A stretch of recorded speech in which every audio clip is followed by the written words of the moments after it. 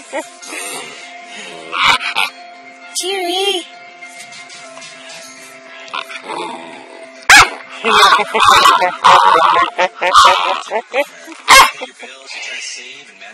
Cheery. Now let's say you sat down with the Regent's banker to review your savings and